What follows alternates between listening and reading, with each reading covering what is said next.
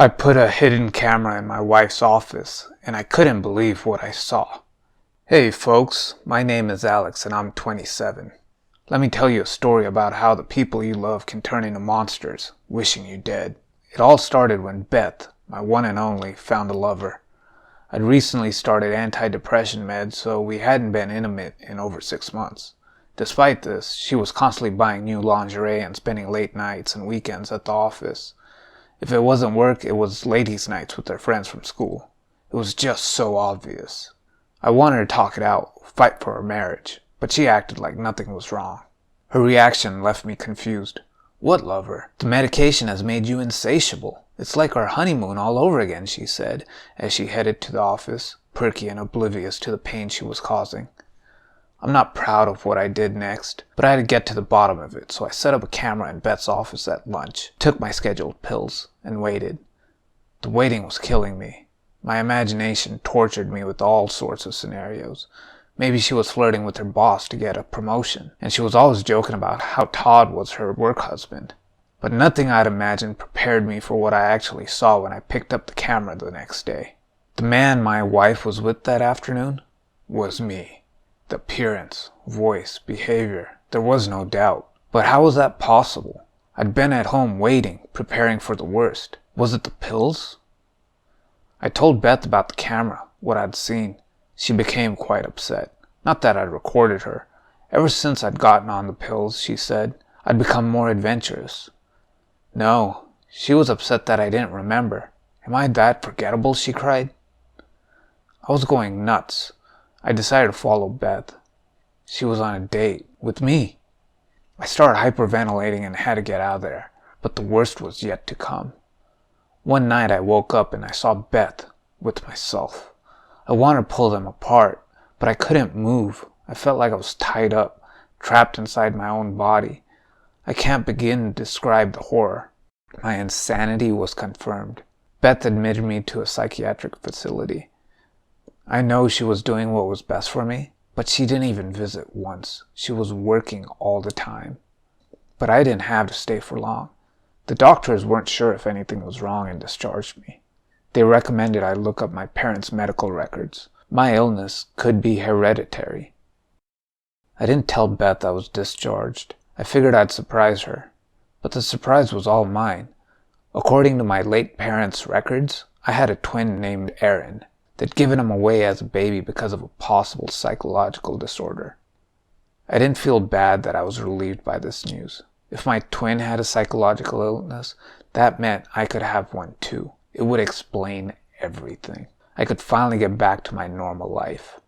I beelined home to share the great news with Beth. But then I froze. Just outside my house, I saw my wife with the other me. I asked my neighbor, Mrs. Chandler, if she saw what I was seeing. She confirmed she saw another man who looked like me, albeit for the clothes. There was too much to process, so I got out of there as fast as I could. I knew I wasn't seeing things. My neighbor saw them too. There was only one other answer, and I just learned about him earlier that day.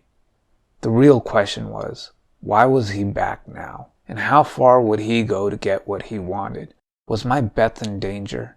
And how could I save her if she still believed he was me? I never imagined I'd be spending my birthday this way, but I had no other choice.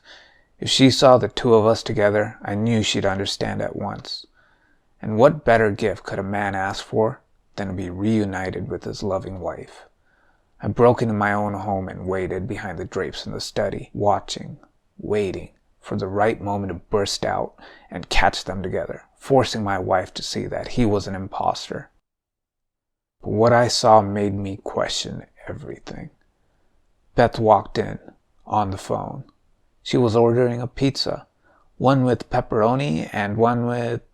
What did you want on your pizza, Ronnie Bear? My heart sank. She told me she was a vegan. And judging by the name she used, I knew she knew my twin's real name. She was in this with him. After she hung up, my carbon copy entered. Soon Alex will be declared insane and all his assets will be mine, she laughed. The Beth I'd known was gone. She had never cared about my family's wealth. After my parents died, she tried to convince me to give it all to charity. They were in this together, and I couldn't let it slide. I pulled aside the curtain, catching them in each other's arms. Unlike when I woke up to them next to me in bed, they had heard me this time. I knew I wasn't crazy anymore. "Alex, Aaron, who?" Beth stammered. Even she wasn't sure which one was which. "Don't you recognize your own husband, Beth?" I walked closer. "Put the poker down, Alex," Aaron gulped. I hadn't noticed, but I'd taken the poker from the fireplace when I pulled aside the curtain. "It looks like we share more in common than just our good looks, eh, brother?" I smiled, looking at Beth. I was hurt. I was allowed to be a little cruel. I wanted to scare them a little. Brandishing the poker, that scared them all right. Kind of scared me too. I told them to get out, unless they prefer to go to jail.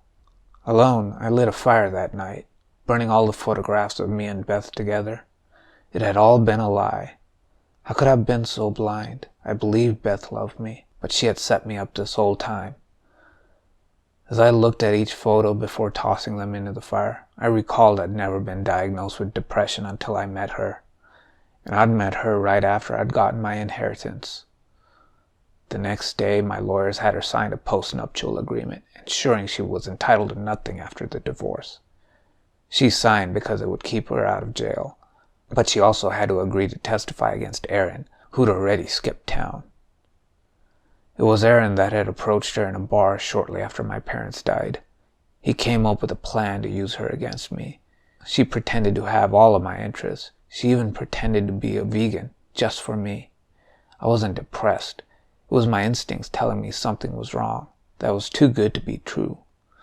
Then at my most vulnerable moment, they conspired to provoke me into setting up a hidden camera and playing mind tricks, all with the sole intention of driving me crazy. My twin used her against me to get the inheritance he thought belonged to him. If he'd just come up and told me what happened, I would have gladly given him his share. But he was angry at my parents, angry at me, for being the one they kept. Hate can turn a person into a monster, even against the people who love them. As angry as I am with them, I try to remember that, so I don't become a monster too. Don't forget to share this story, and make sure to subscribe to our channel, so you don't miss any new stories. We won't disappoint.